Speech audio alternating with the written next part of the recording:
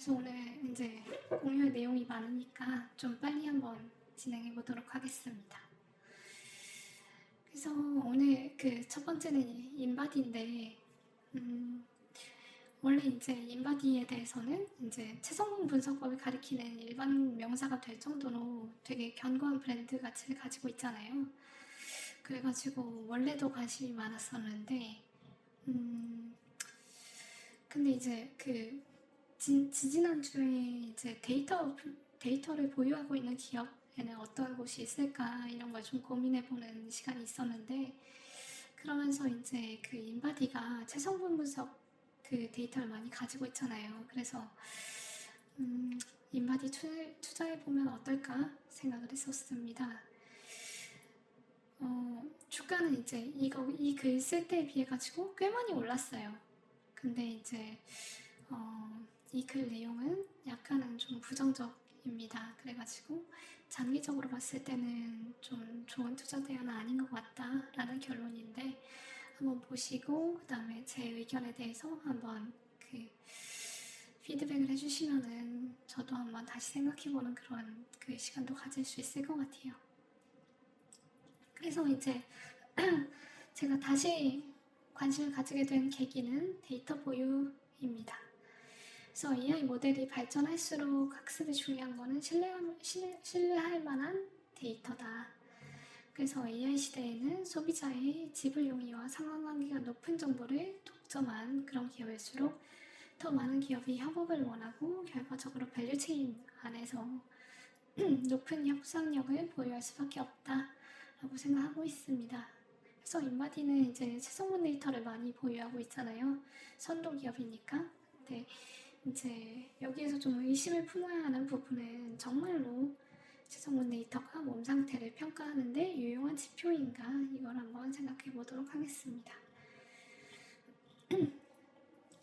그래서 BM은 이제 기기 판매, 그 다음에 그 기기를 사용할 수 있도록, 그 다음에 뭐 유지 보수할 수 있도록 하는 부가 서비스 매출, 그리고 이제 라인업 확장에 따른 이제 신규 매출, 이렇게 세 가지 정도로 이제 분류할 수 있고, 인바디 같은 경우에는 기기를 판매하고 거기에 따라서 이제 서비스를 제공하고 데이터를 관리하는 걸로 이어지는 그런 BM 구조를 만들어가지고 이제 매출이 반복적으로 발생할 수 있도록 하는 구조를 만들기 위해서 노력을 하고 있습니다.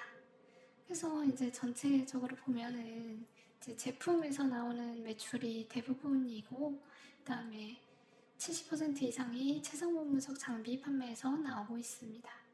그리고 이제 소프트웨어 매출 같은 경우에는 3% 정도로 보시면 될 것 같아요.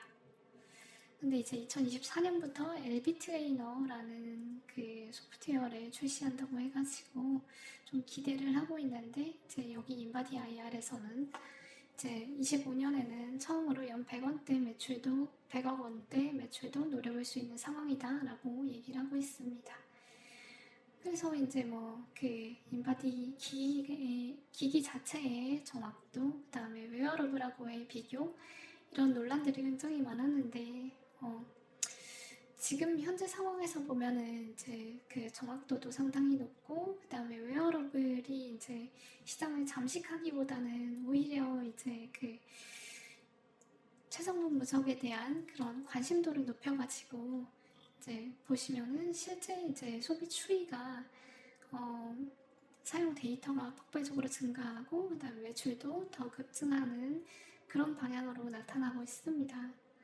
그래서 이제 그 인바디 가정용 기기가 이제 스마트 기기하고 연동을 도입해가지고 보다 정확하게 측정할 수 있으면서 이제 편의성도 누릴 수 있도록 발전한 결과로 이제 그 웨어러블이 체성분 분석 시장을 잠식할 거다라는 그런 우려는 좀 기우였다라고 보시면 될 것 같아요.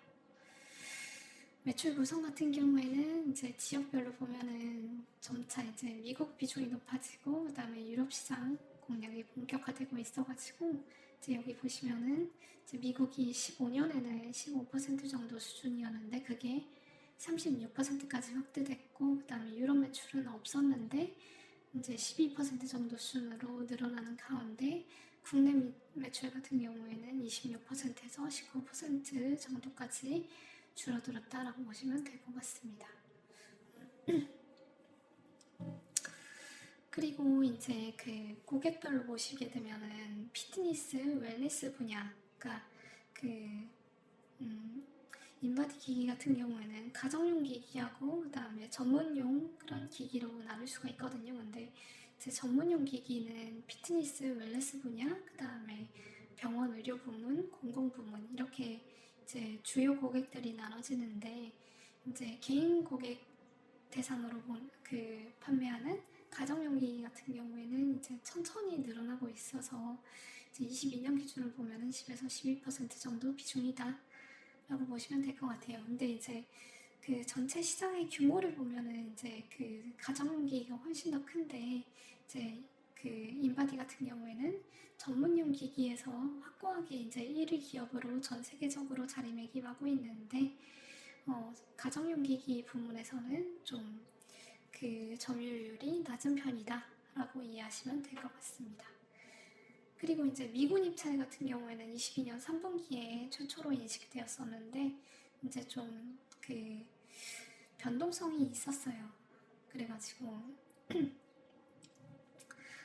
주문 공백이 이제 뭐 몇 분기 동안 있다가 매출이 일어나고 그다음에 또 몇 분기 동안 있다가 다시 또 매출이 일어나고 이런 이제 변동성을 좀 보였는데 이제 24년 3분기에 입찰이 재개돼가지고 매출이 인식됐었거든요. 그래가지고 19억 원 정도의 매출이 발생했는데 되게 이제 그 이익률도 높은 그런 분야고 그 다음에 미군 전체 규모를 봤을 때 이제 기대되는 매출 규모가 굉장히 크기 때문에 그래서 그 인바디의 새로운 성장 동력으로 평가되고 있습니다. 그리고 제품을 보면은 이제 전문 체성분 분석기가 이제 그 피트니스, 웰니스 분야, 그다음에 병원, 그다음에 뭐 미군향, 공공기관향으로 이제 일어나고 있는데 이 부분이 이제 가장 수익성도 높고 지불 용이도 높은 분야입니다. 그리고 가정용 인바디 같은 경우에는 이제 좀 이익률도 낮고 그다음에 단가도 낮지만 전체 이제 시장 규모로 보면은 가장 큰 시장이라고 볼 수 있습니다. 그리고 주변 기기 같은 경우에도 이제 뭐 수익성은 그렇게 크지 않지만 이제 그 원스톱으로 구매하려는 수요가 있어가지고 일정 수준 프리미엄도 받을 수 있는 그런 시장으로 볼 수 있습니다. 그리고 앞으로 이제 성장성 측면에서 가장 중요한 부분은 소프트웨어 서비스 부문입니다. 그래서 이제 원래는 LB라는 소프트웨어를 사용하고 있었는데 그거는 설치형 소프트웨어였어요. 근데 그거를 클라우드 방식으로 바꾼 게 LB 웹이고 이제 여기 이 소프트웨어 같은 경우에는 영업이익률이 거의 50% 이상으로 추정되는 굉장히 이제 그 수익성 높은 분야인데 아직 비중은 작고 이거를 이제 좀 리뉴얼 해가지고 LB 트레이너라는 소프트웨어를 이제 24년 말에 런칭하려는 계획이었는데 그게 좀 연기되고 있습니다. 그래서 이제 거기에 대해서도 이후에 말씀드릴 거예요. 시장 점유율 같은 경우에는 이제 그 미국 체성분 분석기 시장의 80% 정도를 인바디가 점유하고 있고 신뢰성도 확보했기 때문에 굉장히 이제 브랜드 파워가 높은 상황이다라고 보시면 될 것 같습니다. 그리고 소프트웨어를 활용한 체성분 데이터 축적 분야에서는 이제 원래 그 LB라는 소프트웨어를 운영하고 있었는데 얘는 그 PC 소프트웨어로 판매되는 그런 버전이어가지고 이제 일회성 판매가 나타나는 그런 소프트웨어였는데 이제 이게 LB 웹이라는 클라우드 기반 구독형 서비스로 변화되어가지고 매출을 이제 지속적으로 발생시키는 BM으로 변동되었습니다. 그리고 이제 AI 코칭 솔루션하고 이제 통합된 LB 트레이너를 개발하고 있는데 이제 이 부분에서는 이제 24년에 CES 혁신상을 수상해가지고 이제 24년 하반기에 출시를 목표로 준비를 하고 있었는데 일정이 미뤄졌어요. 그래서 이제 여기에 대해서 왜 연기되었는지, 그 다음 사업 소식이 왜 없어졌는지 여기에 대해서 제 생각을 한번 밝혀보려고 합니다. 그래서 요약하자면은 이제 소프트웨어 사업 확장은 추가 비용이 들지 않아가지고 수익성을 개선하는 좋은 그런 BM이고, 구독 BM 비중 확대를 통해 가지고 매출의 연속성을 확보할 수 있고, 그 다음에 데이터 확보 및 AI 학습 활용을 통해서 경제적 혜자를 강화할 수 있고, 그 다음에 최상분 데이터가 축적되면은 이제 소비자들도 다른 플랫폼으로 전환할 그런 요인이 줄어들잖아요. 그래서 소비자 충성도를 제고할 수 있다라고 보시면 될 것 같습니다. 그리고 이제 소프트웨어 전략하고 비교를 해보면은 이제 타니타 같은 경우에는 이제 로컬 PC 프로그램 형태로 운영하기 때문에 이제 데이터 축적 측면에서 보게 되면은 효율성이 떨어진다. 오므론 같은 경우에는 이제 고급 기능을 제공하는 프리미엄 멤버십이 있는데 주로 가정용 기기이기 때문에 이제 데이터의 정밀도나 활용도 같은 게 제한된다.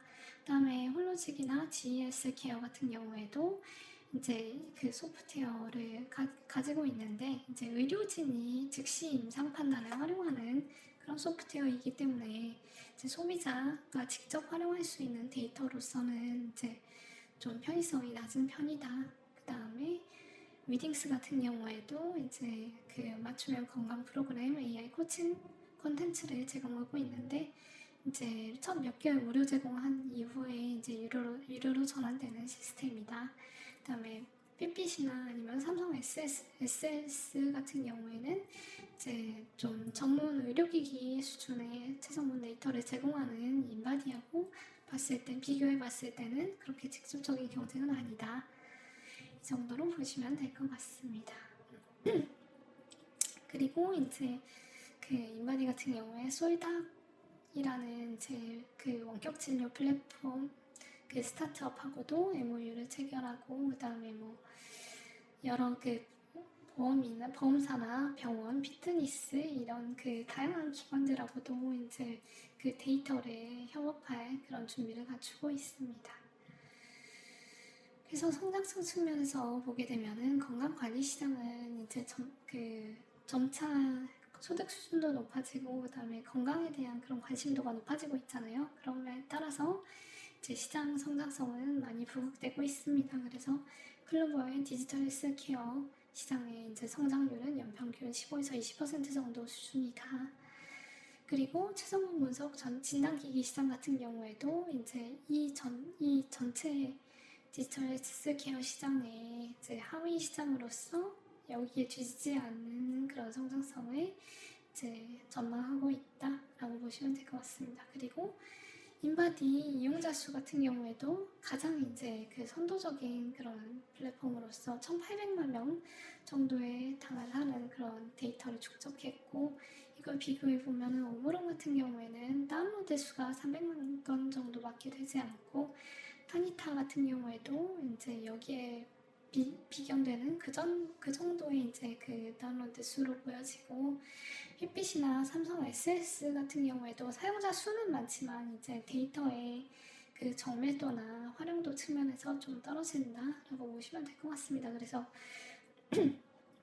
현재 이 업계에서 가장 큰 이용자 수와 이제 그 증가율을 보시게 되면은 이제 굉장히 높거든요. 24년 초에 보면은 1억 개 정도였는데 23년 8월에 1억 건이었네요. 근데 25년 5월에 보면은 벌써 이제 이게 한 1년 9개월 만에 70%가 성장했으니까 성장률도 굉장히 이제 가파르다라고 보여집니다.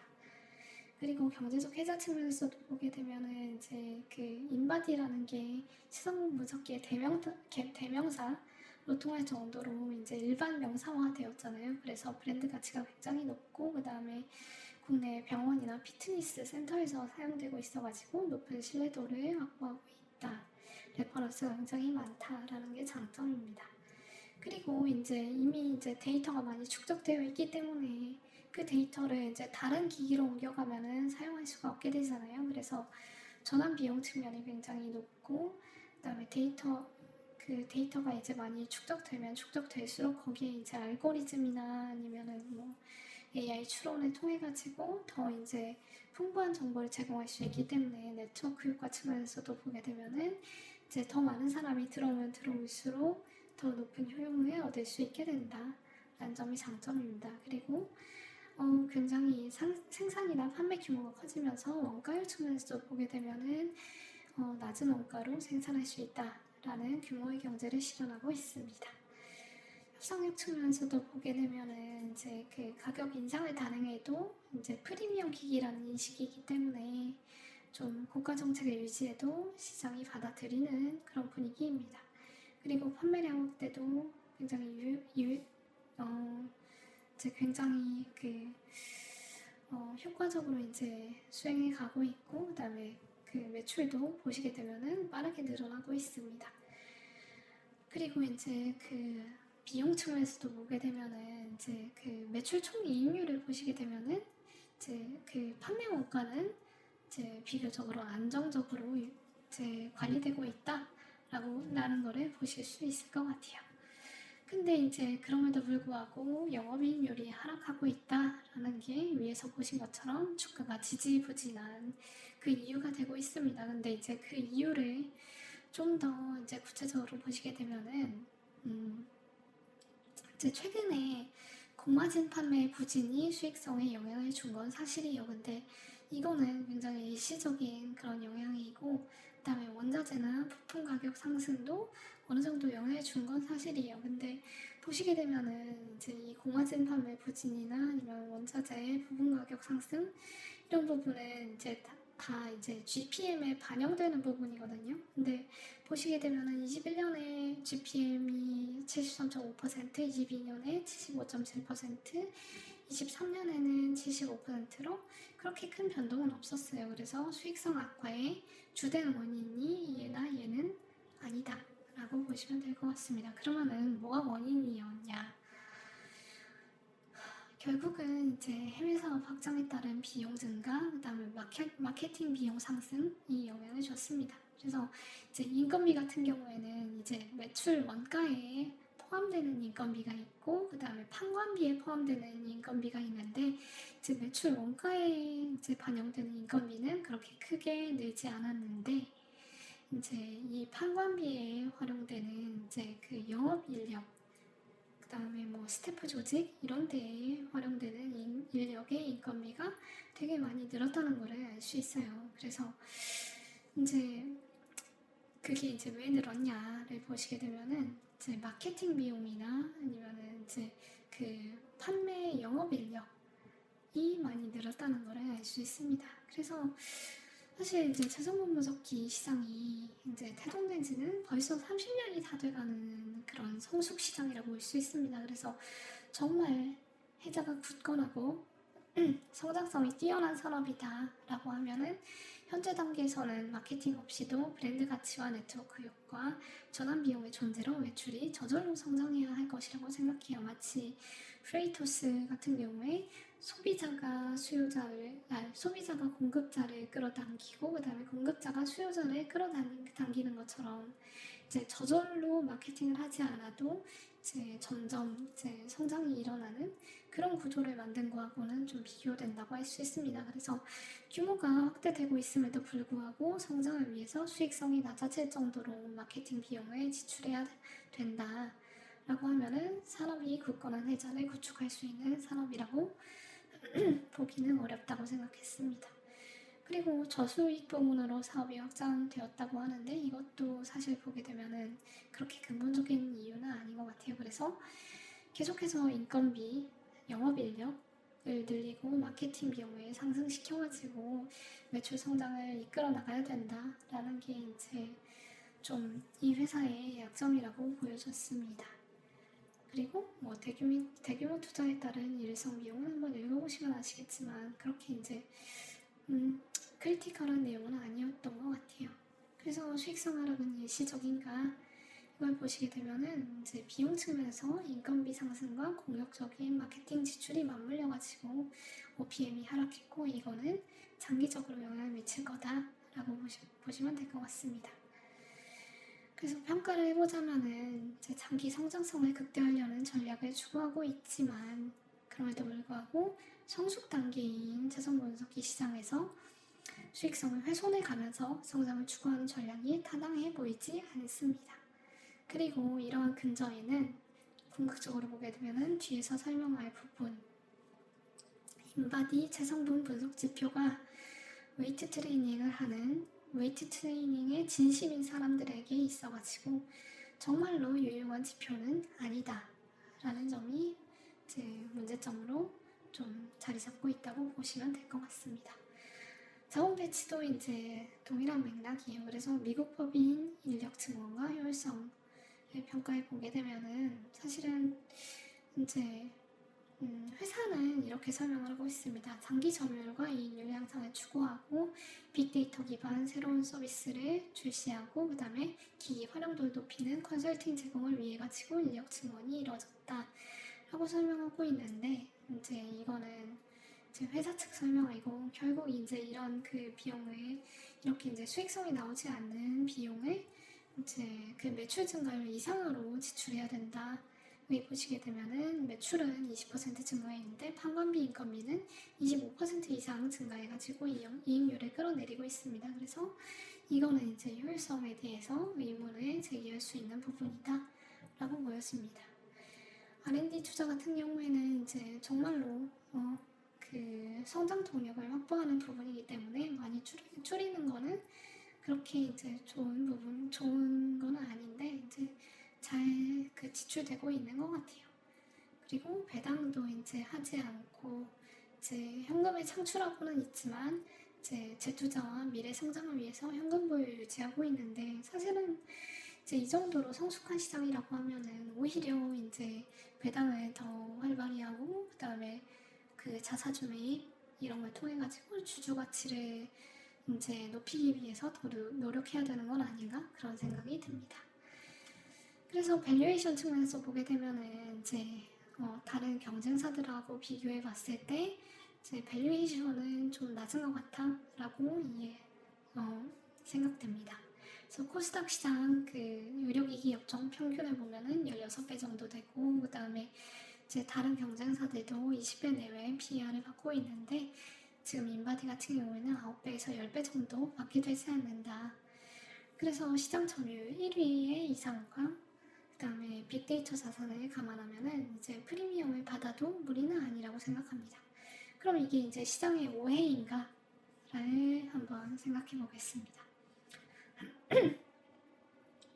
그래서 이제 유튜브에서 인바디, 눈바디로 한번 검색을 해보면은 결국에는 인바디 용어론보다는 무용론이 대다수였습니다.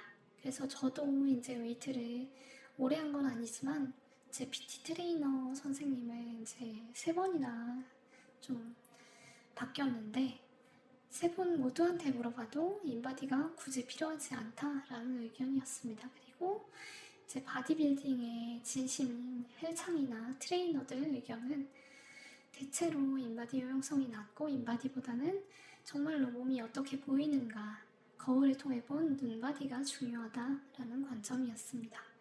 그래서 인바디 기기 같은 경우에는 몸 관리와 정확한 상태 평가를 위해서 정말로 필요한 기기라기보다 부정확하지만 하나의 수치로 몸을 점수하는 기기에 가깝다라는 게 운동에 진심인 사람들의 대체적인 평가입니다.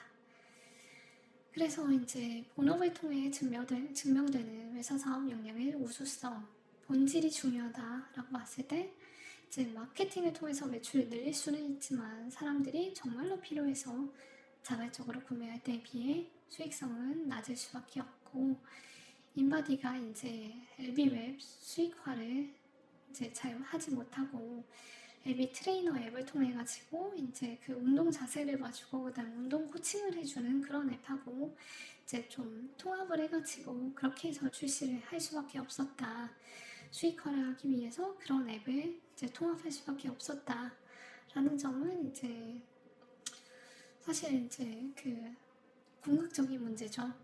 그 인바디 데이터가 그렇게 유용한 데이터는 아니다라는 점을 회사도 인식하고 있기 때문이 아닐까 그런 생각이 들었습니다. 그래서 이제 인바디가 LB 트레이너라는 앱을 출시해가지고 이제 운동 코칭이나 자세 교정 기능을 이제 현재 LB 웹이라는 그 앱에다가 이제 통합을 하려고 하는데, 이미 이제 그 글로벌 주요 운동 코칭 자세 교정 앱 같은 경우에는 너무나 많이 이제 출시되어 있고 시장 구도도 이미 확립되어 있는 그런 상황입니다. 그래서 이런 걸 알기 때문에 이제 LB 트레이너 앱을 섣불리 이제 출시할 수가 없는 거라고 생각됩니다. 그래서 이제 한번 이제 참고해 보시면 좋을 것 같고요. 그래서 제 생각에는 앞으로 퀄리티 기업을 찾기 위한 조건을 개선한다면은 성장성 측면에서 코어 소비자층의 확고한 수요와 충성도를 바탕으로 해서 사업의 독자적 참여성, 우월성을 검토해야 된다고 생각되었습니다. 이거는 이제 워렌 버핏님이 말씀하신 것과 같이 인류에게 좋은 일을 하는 기업에 투자하라. 실질적으로 인류가 목표로 추구하는 가치를 의미있게 개선하는 기업에 투자하라 라는 거하고 일맥상통한다고 생각했습니다. 그래서 실질적인 몸 상태를 제재로 측정하는 게 아니라 단지 피상적인 점수를 매기는 장치에 불과하다면 정말 중요한 오피니언 리더들, 헬창들로부터 외면받을 수밖에 없고, 이제 그런 기업에 투자하게 된다면은 이제 계속해가지고 매출 성장을 유지하기 위해서